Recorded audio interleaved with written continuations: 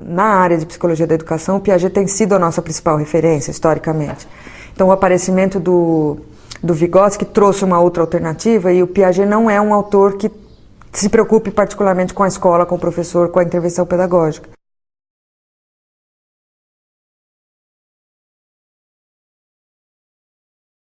O aparecimento do Vygotsky atrai os educadores, porque é um autor que fala da escola, fala do professor e valoriza a ação pedagógica e a intervenção.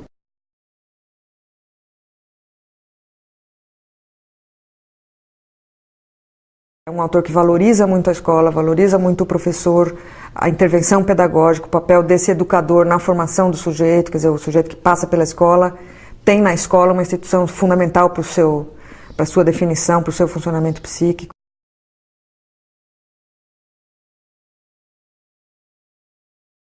Nasci em 1896, na Bielorrússia, país que fez parte da extinta União Soviética, e morri em 1934, de tuberculose, aos 37 anos.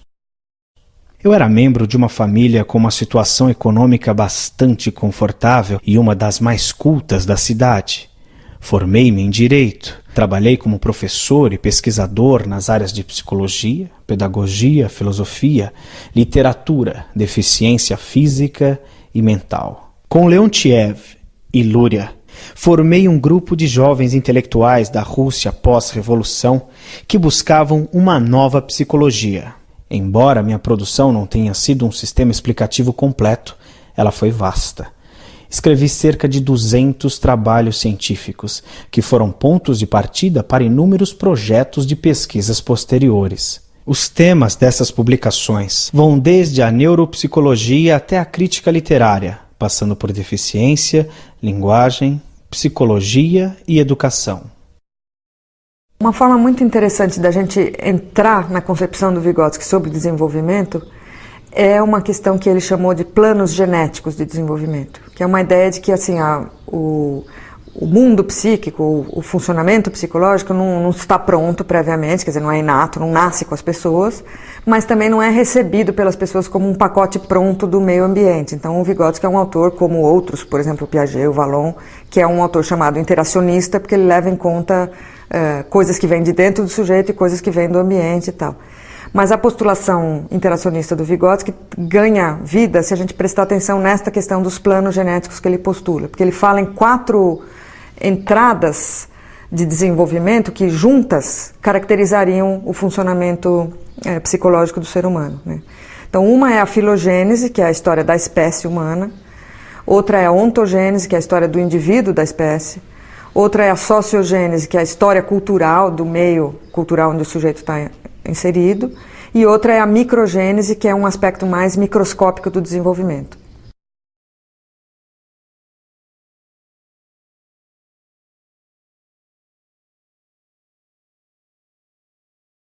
A filogênese diz respeito à história de uma espécie animal, né? Todas as espécies animais têm uma história própria.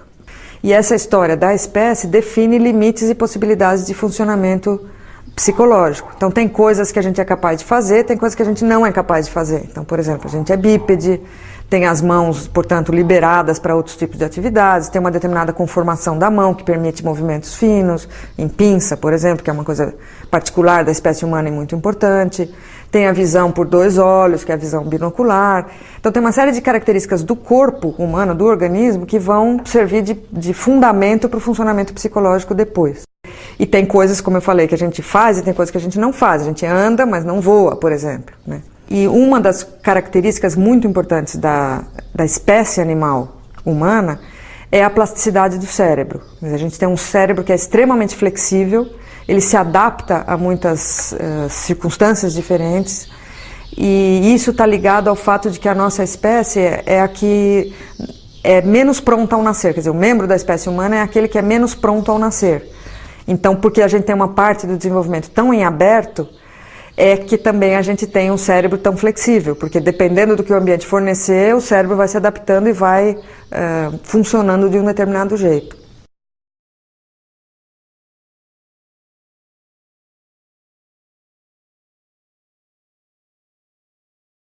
O segundo plano genético de que Vygotsky fala é o chamado ontogênese, que significa o desenvolvimento do ser, quer dizer, de um indivíduo de uma determinada espécie. Então, em cada espécie, o ser, o membro individual daquela espécie tem um caminho de desenvolvimento. Então, nasce, se desenvolve, se reproduz, morre e tal, num determinado ritmo de desenvolvimento, numa certa sequência e tal. E este plano genético da ontogênese está muito fortemente ligado ao da filogênese, porque os dois são de natureza muito biológica, dizem respeito à pertinência do homem à espécie. A gente é membro de uma determinada espécie e, por ser membro dessa determinada espécie, passa por um percurso de desenvolvimento que é um certo percurso e não outro, né? Então aí entra, por exemplo, a criança nasce e só fica na posição deitada, depois ela aprende a sentar, depois engatinhar, depois andar, por exemplo, nessa sequência, e assim por diante. Quer dizer, tem várias coisas que são determinadas pela passagem daquele indivíduo da espécie por uma certa sequência de desenvolvimento.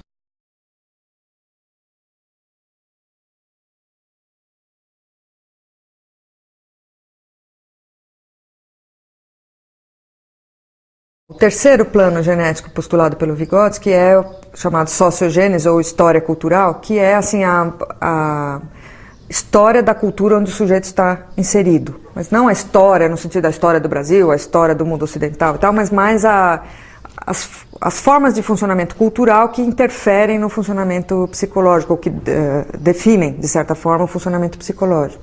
Então, essa questão da significação pela cultura tem dois aspectos. Uma que a cultura funciona como um alargador das potencialidades humanas, né? Como eu tinha falado, por exemplo, o homem anda, mas não voa, agora voa porque criou o avião. E um outro aspecto da história cultural é como cada cultura organiza o desenvolvimento de um jeito diferente, né? Então a passagem pelas fases do desenvolvimento é relida também, ou lida e relida pelas diferentes culturas de formas diferentes. Quanto a isso, um exemplo bem importante é o da adolescência. A puberdade é um fenômeno biológico. Todos os seres humanos passam pela puberdade, né? Amadurecem sexualmente, aparecem caracteres sexuais secundários, possibilita a reprodução, etc. Mas a puberdade é compreendida historicamente de formas diferentes em cada cultura. Então o conceito de adolescência é um conceito cultural, embora esteja assentado sobre um conceito biológico que é a puberdade. Na nossa cultura, por exemplo, cada vez mais a adolescência é um período bastante estendido, né? Hoje ela é muito mais estendida do que ela era há 30 anos atrás. Hoje talvez uma menina de 9 anos esteja já preocupada em se arrumar, em ter namorado, não sei o quê, e ela pode morar com os pais até os 30 anos e ter uma relação de filha, de adolescente. Outro exemplo interessante é o da terceira idade, como categoria que a nossa cultura criou há muito pouco tempo. Quer dizer, a gente sempre teve o velho, sempre teve o idoso. Mas a categoria terceira idade, como uma categoria que tem produtos de mercado especiais para ela, tem atividades especiais, tem instituições que cuidam disso e tal, e que é consumido assim, é uma categoria claramente cultural. Ela não diz respeito ao envelhecimento do corpo da pessoa, ela diz respeito ao modo como a cultura olha o idoso.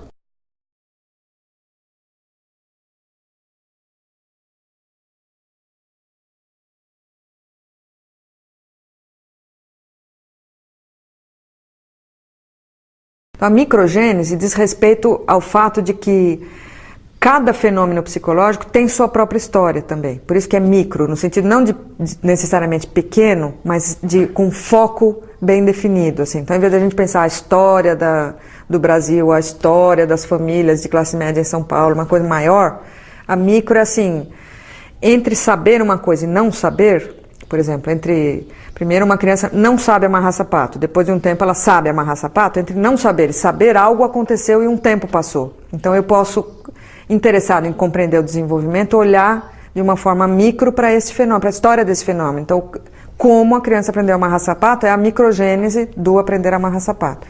O que é bem interessante a respeito da microgênese é que eu diria que ela é a porta aberta dentro da teoria para o não determinismo. Porque a filogênese e a ontogênese, de certa forma, carregam um certo determinismo biológico. Quer dizer, o sujeito está atrelado às possibilidades da sua espécie, do seu momento de desenvolvimento como ser daquela espécie e tal. Na sociogênese tem uma certa tinta determinista em termos culturais. Quer dizer, a cultura está definindo por onde você pode se desenvolver, né? Está dando também limites e possibilidades históricos de desenvolvimento. E a microgênese faz a gente olhar para o fato de que como cada pequeno fenômeno tem a sua história, e como ninguém tem uma história igual ao do outro, é aí que vai aparecer a construção da singularidade de cada pessoa e da heterogeneidade entre os seres humanos. Quer dizer, você não encontra duas histórias iguais. Mesmo coisas que podem parecer tão parecidas, resultam diferentes, né? Então, você tem duas crianças na sala de aula, as duas têm 7 anos, as duas vêm de família de classe média, as duas têm pai, sei lá, com cursos de ensino médio, as duas estão naquela escola, naquela sala, moram naquele bairro, tá, é tudo tão parecido. E as crianças não são iguais, porque elas têm experiências diferentes. Uma tem mais irmãos, outra tem menos irmãos, uma assiste muita televisão, outra não assiste, uma foi para a pré-escola, outra não foi. Quer dizer, tem fatos na história de cada um que vão definir a singularidade a cada momento da vida do sujeito.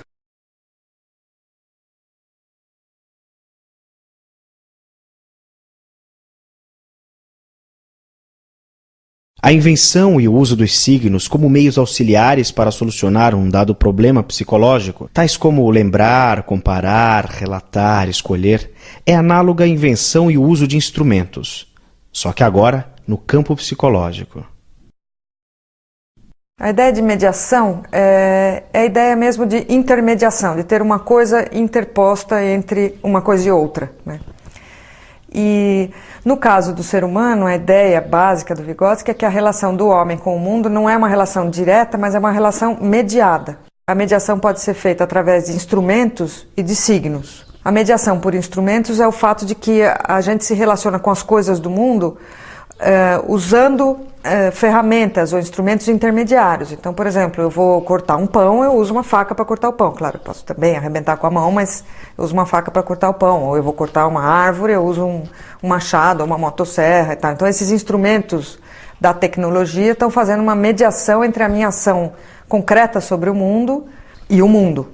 Os signos são formas posteriores de mediação que fazem uma mediação de natureza semiótica, que a gente chama, ou simbólica, né? Que fazem uma interposição entre o sujeito e o objeto de conhecimento, por exemplo, entre o sujeito humano, o psiquismo e o mundo, o eu e o objeto, o eu e o mundo, de uma forma que não é concreta como a gente faz com os instrumentos, mas é de uma forma simbólica, né? Então, tem uma primeira forma de signos que ainda tem uma existência concreta. Por exemplo, banheiro feminino e masculino nas portas de sanitários. Tem um chapéuzinho para homem e um guarda-chuvinha para mulher. Isso é um signo, quer dizer, é uma coisa que representa a ideia de feminino e masculino e todo mundo compartilha dessa representação, quer dizer, os usuários do sistema sabem que aquilo quer dizer homem, aquilo quer dizer mulher e acertam a informação, né? Tomam posse da informação de uma forma adequada. O fato de eu trocar o anel de dedo para lembrar que eu tenho que telefonar para alguém, por exemplo, não é o próprio ato de telefonar, não está ligado diretamente ao ato de telefonar, é uma informação de natureza simbólica que está interposta entre a intenção de fazer alguma coisa e a própria ação, né? Então ainda é concreto, ainda está visível por outros, está marcado no mundo fora de mim, mas não é de natureza instrumental, é de natureza simbólica, no sentido de que não age concretamente sobre as coisas, mas age num plano simbólico, né? Bom, e um outro plano em que aparecem os signos é o plano totalmente simbólico mesmo, internalizado. As coisas são postas para dentro do sistema psicológico da gente e funcionam como mediadores semióticos ou simbólicos dentro do nosso sistema psicológico. Então, para isso, aparece uma característica que é tipicamente humana, que é a possibilidade de representação mental, a possibilidade de transitar por um mundo que é só simbólico, né? Então, por exemplo, eu vou me relacionar quando eu encontro pela frente um objeto qualquer, por exemplo, uma mesa. Quando eu vejo aquela mesa, eu não estou me relacionando com ela de uma forma não mediada, direta. Então eu só sinto ela perceptualmente, por exemplo, dou uma trombada na mesa, ou encosto nela e sinto que ela tem uma aresta pontuda, ou eu apoio coisas sobre ela, fisicamente só. Eu olho para aquele objeto e vejo mesa imediatamente, ela me remete a uma coisa de natureza simbólica que está dentro da minha cabeça já, que é o conceito de mesa, a ideia de mesa, a palavra mesa, a imagem mesa. Daí depende de como a gente vai compreender essa forma de representação na mente, mas seja qual for a forma, tem uma representação das coisas do mundo que está dentro de mim que não são o próprio mundo, são representações do mundo, né? E isso é uma coisa tipicamente humana, exclusivamente humana, que permite o trânsito do ser humano por dimensões do simbólico. Eu posso transitar entre dimensões de tempo, eu posso pensar em coisas que já aconteceram, posso antecipar coisas futuras, posso pensar em coisas que estão em outro espaço, tudo por meio do trânsito simbólico desses mediadores que fazem a intermediação entre a minha pessoa e o mundo. O ato de pôr o dedo na chama da vela e sentir dor é um ato de relação direta com o mundo, não mediada. Porque é ter o fogo, meu dedo, eu ponho o dedo no fogo, queima. Pronto, é não mediado. Numa segunda vez, numa próxima experiência, a criança pode ver a vela, chegar com o dedo perto e tirar antes de queimar, só por sentir o calor. E ela vai estar sendo, então a ação dela vai estar sendo mediada pela lembrança da experiência passada com a dor, né? Ou pela lembrança da mera visão da vela, ou quando ela começar a sentir o calor, ela vai lembrar da dor e tal, e tira. Então, na primeira vez, é uma relação direta, vela, criança. Na segunda vez, é uma relação mediada pela experiência anterior. A mãe que chega e fala, não põe a mão na vela porque queima, e a criança não põe, obedecendo a mãe, ela tem uma ação, uma relação mediada entre ela e a chama da vela, mas não foi mediada pela própria experiência, pela dor sentida efetivamente, mas pela informação que ela recebeu de uma outra pessoa, né? E isso é uma coisa que, em termos educacionais, é extremamente importante. Quer dizer, grande parte da ação do homem no mundo é mediada pela experiência dos outros, né? Não, a gente não precisa viver tudo de primeira mão. Isso é essencial para os processos de crescimento histórico, de desenvolvimento histórico, senão cada ser humano estaria começando tudo do zero.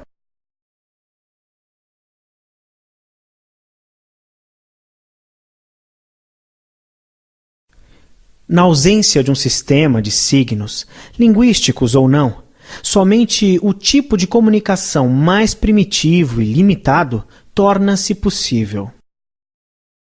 Um ganso amedrontado, pressentindo subitamente algum perigo, ao alertar o bando inteiro com seus gritos, não está informando aos outros aquilo que viu, mas antes contagiando-os com seu medo.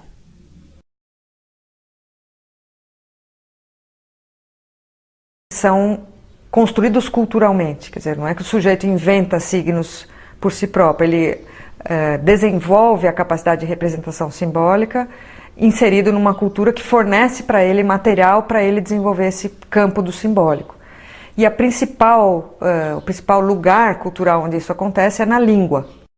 Quer dizer, todos os grupos humanos têm uma língua, e a língua é o principal instrumento de representação simbólica de que os seres humanos dispõem. Aqui é importante a gente fazer uma digressão, porque a gente geralmente fala em linguagem.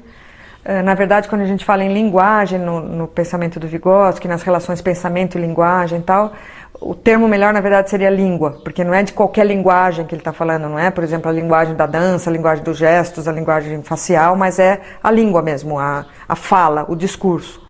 Como todos os grupos humanos têm uma língua, esta língua é um objeto de atenção primordial do Vygotsky, né? E vai ser muito importante para ele para pensar o desenvolvimento do pensamento e tal.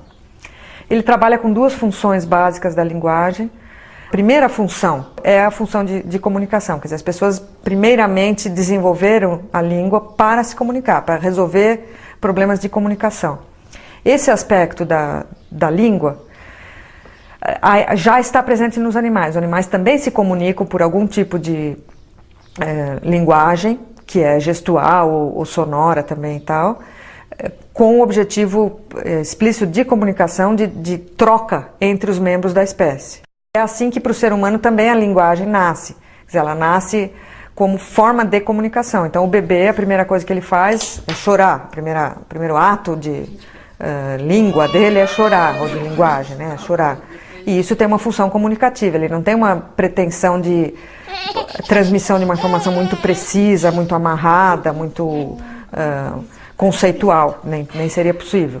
Uma segunda função da linguagem, que vai aparecer mais tarde no desenvolvimento, é o que o Vygotsky chama de pensamento generalizante, que é onde a língua encaixa com o pensamento. Quer dizer, é nesta segunda função que a relação pensamento-linguagem é muito forte, né? Que é assim, o fato de que o uso da linguagem implica uma compreensão generalizada do mundo. Quer dizer, ao nomear alguma coisa, eu estou realizando um ato de classificação.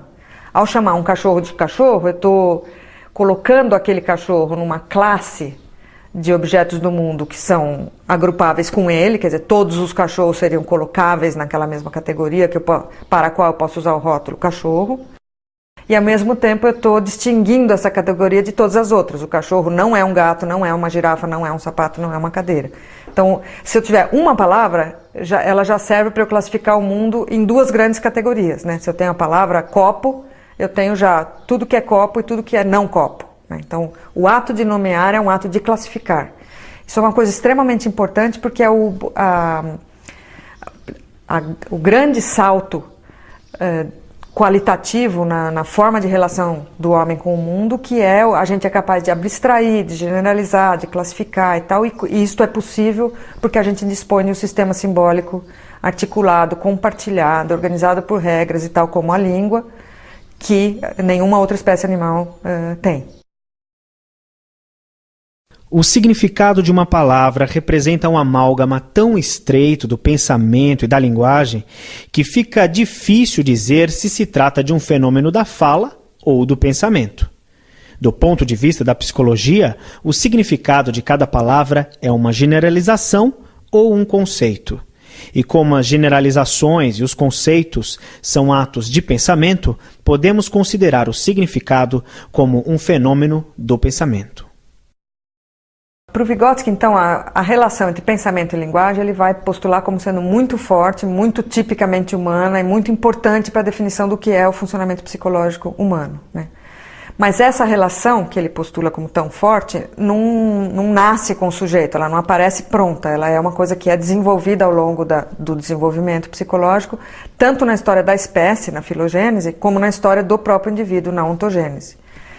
Então, na filogênese, para começar por ela, primeiro há linguagem, existe linguagem e existe pensamento separados, né? Então existe linguagem com aquela função primeira de comunicação em todas as espécies animais, mas vamos pegar, por exemplo, os chimpanzés, que são a espécie mais próxima do humano, onde a gente pode olhar melhor para coisas que provavelmente pertencem à história humana, né? Quer dizer, olhando os chimpanzés, a gente pode imaginar um pouco como foi o homem antes do momento atual de desenvolvimento filogenético. Então, os chimpanzés usam linguagem para se comunicar. Ela tem só a função comunicativa, ela tem só aquela primeira função de intercâmbio social. Tem comunicação ali, tem gestos, tem expressões faciais, tem sons e tal. Só a linguagem separada. E tem alguma coisa que a gente poderia chamar primórdio de pensamento já, que é o que é chamado na psicologia de inteligência prática. Os chimpanzés são capazes de resolver problemas no mundo concreto de uma forma já, que a gente poderia chamar de inteligente, no sentido de que ele atua sobre o ambiente, ele resolve problemas, ele busca soluções e tal, mas de uma forma inserida num contexto perceptual imediato. Então ele é capaz, por exemplo, tem esses experimentos bem conhecidos na psicologia, o chimpanzé é capaz de empilhar uns caixotes para alcançar umas bananas que ele não alcança só com o corpo dele, ele é capaz de pegar uma vara e puxar uma fruta que está fora da jaula com a ajuda da vara, quer dizer, ele está usando o instrumento, ele está agindo ativamente sobre o ambiente para solucionar um problema, então ele está usando uma inteligência prática, mas que é chamada de prática porque ela não tem nenhum componente simbólico. Então, por exemplo, o chimpanzé, se ele não tiver a banana e a vara no mesmo campo visual, ele já não resolve o problema. Ele não é capaz de imaginar que ele precisa, para alcançar daquela banana, ele precisa mais do que o próprio corpo, então ele vai à busca de uma solução. Ele não é capaz de fazer isso. Então isso é um indicador de que ele não está funcionando num plano simbólico, ele está funcionando num plano só concreto. Na criança pequena, no bebê pequeno, também aparece isso, quer dizer, aparece a comunicação com fins de intercâmbio social, através de choro, gestual, outros tipos de sons, expressões faciais e tal, e aparece a construção de uma inteligência prática similar à do chimpanzé. A criança pré-linguística, antes da aquisição da linguagem, tem uma ação no mundo parecida com o que o chimpanzé tem mesmo. Ela é capaz de pegar um banquinho para alcançar um brinquedo que ela não alcança sozinha, ela é capaz de procurar uma bola que caiu atrás do sofá, ela é capaz de usar uma coisa para puxar outra, quer dizer, ela age inteligentemente, vamos dizer, no ambiente, resolvendo problemas, usando instrumentos e tal, num plano concreto, sem mediação simbólica, né? Então, tanto na história da espécie como na história da criança, há um momento em que existe linguagem com esta função primeira de intercâmbio social e existe pensamento ou primórdios de pensamento, que seria essa inteligência prática. Num determinado momento do desenvolvimento, essas duas potencialidades se unem e daí pensamento e linguagem se atrelam e não se desatrelam mais e vão representar uma parte substancial do funcionamento psicológico humano, né? Então, na história da espécie, isso aconteceu num determinado momento do desenvolvimento da espécie, que na verdade significa o ingresso da espécie humana na espécie humana propriamente, né? Quer dizer, no momento que nasce a espécie humana, que é um momento, claro que espalhado ao longo de milhares de anos aí, mas o homem passa a ser capaz de se comunicar pela linguagem como um sistema articulado e tal, e a inteligência dele então passa a ser uma inteligência abstrata. Ele pode funcionar em planos simbólicos, como a gente estava falando antes. Ele passa a ser capaz de circular por momentos e espaços ausentes do espaço atual, perceptual presente. Ele pode ser capaz de imaginar, inventar, criar, recuperar coisas que aconteceram no passado e tal. Então ele tem uma inteligência, ele passa a ter uma inteligência, um pensamento de natureza simbólica. E isso é permitido pela linguagem, inicialmente por aquela função segunda da linguagem, que é a de pensamento generalizante, mas também por várias outras características da linguagem que a gente pode imaginar. Por exemplo, o fato de a gente ter verbos do presente, passado e futuro permite que a gente transite pelo tempo em termos simbólicos, né? O fato de a gente ter termos para negação permitem que a gente negue no discurso, que a gente conceba o não, conceba a negação, conceba a inexistência, o zero, o nenhum e tal, porque a língua permite isso. Na ausência da língua seria muito difícil a gente conceber a ausência. A presença até sim, mas a ausência não. A relação entre o pensamento e a palavra é um movimento contínuo de vai e vem do pensamento para a palavra e vice-versa. O pensamento não é simplesmente expresso em palavras. É por meio delas que ele passa a existir. Como é que eu faço então? Eu vou pegar aquela primeira, segunda direita. Aí eu faço a volta na praça. Subo. Não. Eu pego por ali, né? Aí eu faço aquela volta. Bom, tá legal. A língua é uma coisa que está fora da pessoa inicialmente, quer dizer, quando a criança nasce, ela nasce num meio falante já, que já tem uma língua e que ela vai se apropriar dessa língua ao longo do seu desenvolvimento. Então esse é um movimento que vai acontecer de fora para dentro.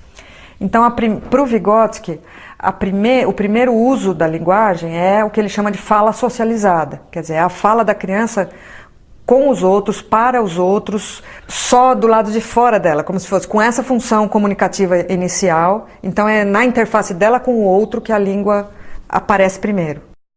E o ponto de chegada da língua, o mais desenvolvido de todos, é o chamado discurso interior, quer dizer, é o fato de que a gente incorpora um sistema simbólico no nosso aparato psicológico e é capaz de ter internamente esse plano simbólico do funcionamento psicológico com o suporte da língua, mas ele está lá dentro de mim, então eu não preciso falar alto, quer dizer, é como se o meu pensamento acontecesse em grande medida apoiado nas palavras, nos conceitos certamente, mas eu não preciso externalizar isso, ele funciona dentro da minha cabeça, então eu penso sozinho, com o suporte das palavras, com o modo de pensar da minha língua, com as possibilidades de trânsito pelo mundo do simbólico que a língua me dá e tal, mas tudo isso dentro da minha cabeça. Então as coisas começam do lado de fora e acabam internalizadas, né? E o Vygotsky propõe que entre uma coisa e outra, entre o que acontece lá fora e o que acontece dentro, ocorre um momento do desenvolvimento que é a chamada fala egocêntrica, que é, quem tem contato com criança sabe disso, a criança por volta de 3, 4 anos fala sozinha, ela fala alto, mas ela está falando para ela mesma, ela não precisa de um interlocutor, ela pode estar sozinha no ambiente, ela fala também. Este fenômeno foi identificado pelo Piaget e o Vygotsky se apropria da ideia do Piaget para discutir essa ideia. Mas eles usam com concepções bem diferentes, justamente porque o Vygotsky está trabalhando as coisas de fora para dentro e o Piaget de dentro para fora. Então, para o Piaget existe fala egocêntrica, mas ela é um indicador de que o desenvolvimento está saindo de dentro do sujeito e indo para fora. E no Vygotsky é exatamente o oposto. A existência da fala egocêntrica indica que a fala está sendo posta para dentro. Aquela comunicação que era entre as pessoas vai estar sendo internalizada pelo sujeito para se tornar um instrumento dele, né, interno. Então essa fala egocêntrica é esse falar sozinho da criança, então é como se ela tivesse usando um formato ainda socializado da língua, que é falar alto, mas com uma função já do discurso interior, que é a fala para mim, né? Então é a criança, quando ela está fazendo uma tarefa, dizer, por exemplo, agora eu vou pegar o lápis azul, não tem o azul, então eu vou pintar de preto mesmo, então não sei o que, eu vou pegar um brinquedo, mas eu não alcanço, eu preciso de um banquinho, então ela vai procurar o banquinho e tal. Então ela fica, é como se ela ficasse falando para ela mesma, explicitando para ela mesma passos de raciocínio, necessidades na sequência de solução de problema e tal. A linguagem egocêntrica aparece muito mais quando a criança está posta em situação de dificuldade cognitiva, né? Então o que evidencia o fato de que a linguagem é um instrumento de pensamento. Então ela está se usando como suporte mesmo, ela usa a língua para ajudar ela a resolver um problema.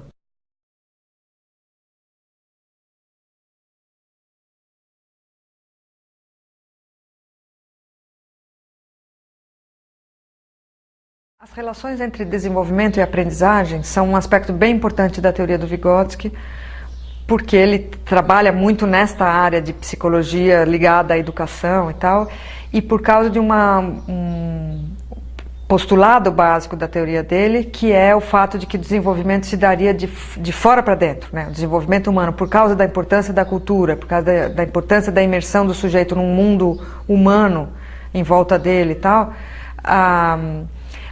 a ideia de que o desenvolvimento se dá de fora para dentro é tão importante para ele, e, portanto, a aprendizagem aparece como uma coisa extremamente importante na definição dos rumos do desenvolvimento, né? Então, para o Vygotsky, a aprendizagem é que promove o desenvolvimento. É porque o sujeito aprende, porque ele faz coisas no mundo que fazem com que ele aprenda, é que ele se desenvolve. Então, é como se a aprendizagem puxasse o desenvolvimento do sujeito, e isso também está atrelado à ideia de que o caminho do desenvolvimento está em aberto, né? Quer dizer, como a cultura, em grande medida, vai definir por onde o sujeito vai, e também a especificidade de cada sujeito vai ser definida na sua interface com o mundo, nas suas experiências de aprendizagem, nos seus procedimentos microgenéticos, como a gente viu anteriormente. Então, o fato de aprender é que vai definir por onde o desenvolvimento vai se dar, né? É interessante a gente pensar que este é um ponto bem forte de contraponto entre o Vygotsky e o Piaget, porque para o Piaget, como o desenvolvimento se dá mais de dentro para fora, tem um motor endógeno de desenvolvimento que impulsionaria o desenvolvimento psicológico, para o Piaget esse movimento é o oposto, quer dizer, por desenvolver-se é que o sujeito pode aprender, né? Então ele aprende porque ele está em determinado estágio de desenvolvimento. E para o Vygotsky é mais ao contrário, que ele se desenvolve porque ele aprende. Cachorro verdadeiro. Seu amigo, cachorro. Au! Yes. Agora, vamos ver se um maior e o outro do mesmo tamanho. É um amigo.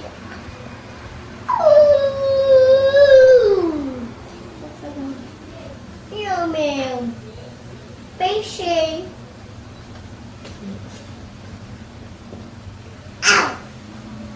Uma atividade interessante da gente focar com relação a isso é o brinquedo, a brincadeira ou o jogo simbólico, como é chamado, ou o jogo de papéis, que é a brincadeira de faz de conta. E este jogo de papéis, para o Vygotsky, é muito importante como um lugar de desenvolvimento, exatamente por causa dessa relação entre desenvolvimento e aprendizagem. Na brincadeira, no jogo de papéis, a criança está, ao mesmo tempo, transitando pelo mundo do imaginário, porque ela é a professora, claro que ela não é uma professora de verdade, ela está brincando de ser professora, então é imaginário, né? Mas ao mesmo tempo está regido por regras, né? Se ela vai brincar de escolinha, ela está restrita pelas regras de funcionamento de uma escola. Seja a escola verdadeira ou a escola imaginária da criança, mas tem regras, não pode ser qualquer coisa, né? Então a imposição de regras é uma imposição que vem do funcionamento da cultura, justamente como os jogos de papéis, os jogos simbólicos, o jogo de faz de conta, ele é uma mímica, vamos dizer, das atividades do mundo adulto. Ele traz para dentro do mundo da criança as regras de funcionamento do mundo adulto. Então é um jeito de realizar uma atividade tipicamente infantil, que envolve a aprendizagem e promove desenvolvimento. Quer dizer, é como se a criança fosse puxada para diante daquilo que ela é capaz de fazer como criança no momento da brincadeira. Então ela se aproxima do papel de mãe e ela, claro, não é mãe na vida cotidiana dela. No brinquedo, a criança se relaciona com o significado das coisas e não com os próprios objetos. Por exemplo, ela pode pegar um toquinho de madeira e fingir que é um carrinho. Então ela está se relacionando com o significado de carro e não com o objeto toco de madeira. Então isso também promove para ela um descolamento do mundo perceptual imediato e faz com que ela se relacione com o mundo dos significados. Então também ajuda ela a entrar nesse trânsito do mundo simbólico, das representações, da língua e das relações daí entre pensamento e linguagem, etc. Então o brinquedo é um bom exemplo de como atividades realizadas do lado de fora, que constituem aprendizagem, promovem o desenvolvimento num caminho tipicamente humano definido por um percurso que está atrelado à cultura. Desenhar e brincar deveriam ser estágios preparatórios para o desenvolvimento da linguagem escrita das crianças. Os educadores devem organizar todas essas ações e todo o complexo processo de transição de um tipo de linguagem para outro. Devem acompanhar esse processo através de seus momentos críticos, até o ponto da descoberta de que se pode desenhar não somente objetos, mas também a fala.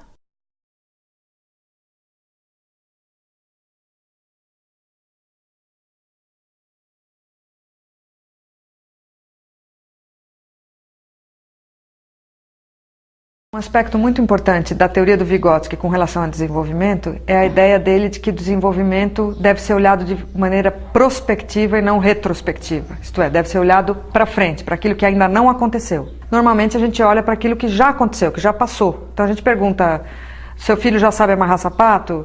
Esse bebê já senta? Essa criança já aprendeu a ler e escrever? Então a gente se refere ao já, aquilo que já está consolidado, que já terminou, já está pronto na criança. Mas aquilo que está em processo, que está por acontecer, é ali que vai acontecer a intervenção pedagógica, a ação educacional de qualquer tipo, e também é ali onde o desenvolvimento está efervescente, está fervendo em termos de um fenômeno a ser compreendido pelo estudioso do desenvolvimento, né? Então, para esta questão, quer dizer, esta ideia básica do Vygotsky, na verdade, toma corpo num conceito que é típico da teoria dele, que é muito conhecido, que é o conceito de zona de desenvolvimento proximal ou potencial. Para explicar essa zona, ele trabalha com dois outros conceitos. Ele fala no nível de desenvolvimento real, que é o nível de desenvolvimento até o qual a criança já chegou, que é o tal do desenvolvimento passado, o olhar retrospectivo, quer dizer, aquilo que ela já tem. Na outra ponta, a gente teria o que ele chama de nível de desenvolvimento potencial, que é aquilo que a criança ainda não tem, mas que a gente pode imaginar que está próximo de acontecer, né? Que está num horizonte próximo, não muito longínquo. Geralmente a gente sabe que estão próximas porque a criança consegue se relacionar com aqueles objetos de conhecimento e de ação, não autonomamente ainda, mas com ajuda, com instrução do outro, com a intervenção de um parceiro mais experiente. Então, o fato de que ela não faz sozinha, mas faz com ajuda, identifica que aquilo pertence a um plano de desenvolvimento que está próximo de se consolidar, né? E daí, entre aquilo que já está pronto e aquilo que está presente em semente, é que o Vygotsky localiza essa chamada zona de desenvolvimento proximal, que é um pedaço do desenvolvimento que permite, quer dizer, que é o mais interessante em termos de desenvolvimento, porque é onde o desenvolvimento está acontecendo agora, e é o que permite a intervenção, quer dizer, é ali que a gente pode pôr o dedo para operar transformações. A zona de desenvolvimento proximal define aquelas funções que ainda não amadureceram, mas que estão em processo de maturação. Funções que amadurecerão, mas que estão presentemente em estado embrionário. Uma coisa que é bem importante de falar sobre isso é que este conceito para o Vygotsky é um conceito que tem um valor assim, explicativo dentro da teoria, mas ele não é um conceito instrumental. Quer dizer, eu não posso pegar o conceito de zona proximal, entrar numa sala de aula e querer medir a zona proximal dos alunos, identificar zonas proximais e tal, porque ele é um conceito muito flexível e muito complexo, quer dizer, ele não é visível na prática, ele ajuda a gente a entender o desenvolvimento, mas ele não é visível na prática, porque, sei lá, para cada tópico de desenvolvimento, para cada criança, em cada micro momento do desenvolvimento, eu teria uma zona, né? Então, se eu entro numa sala de aula com 40 alunos e vou trabalhar a adição com reserva, hoje eu tenho 40 zonas proximais em movimento, porque cada vez que eu falo uma coisa, eu estou alterando a zona de cada criança, ou de uma parte delas, pelo menos.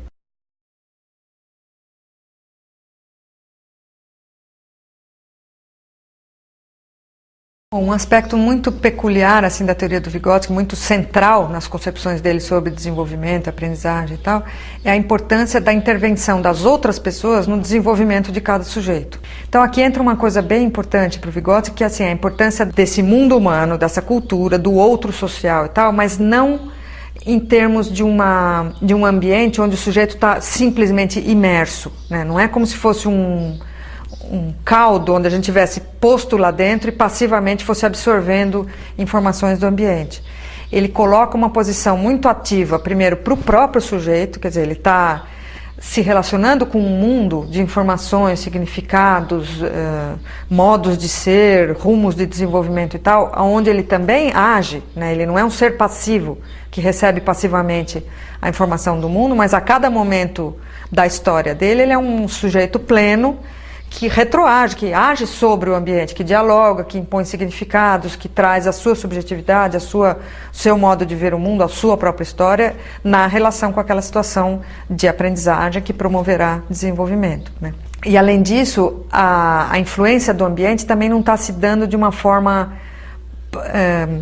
só por imersão, quer dizer, o sujeito não absorve informações do ambiente de um ambiente que é passivo. Ele absorve informações de um ambiente que está estruturado pela cultura. Então, por exemplo, mesmo um bebê brincando sozinho no berço, ele está brincando num ambiente cultural, estruturado pela cultura, porque é dentro de um berço, não é numa esteira no chão, porque é com aqueles brinquedos e não com outros brinquedos, porque é sozinho e não acompanhado, porque é num quarto de um determinado tipo, com um determinado som em volta ou não e tal. O Vygotsky ainda fala de um outro aspecto que é extremamente importante, que é o aspecto da intervenção ativa das outras pessoas na definição dos rumos de desenvolvimento. Então, para ele, a intervenção pedagógica é essencial na promoção do desenvolvimento de cada indivíduo, de cada sujeito, né?